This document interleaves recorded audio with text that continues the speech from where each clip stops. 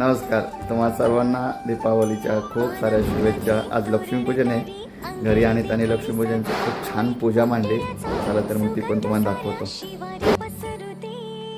सुखाची चाहुल हो ते सारे दुःख ते विसरू दे।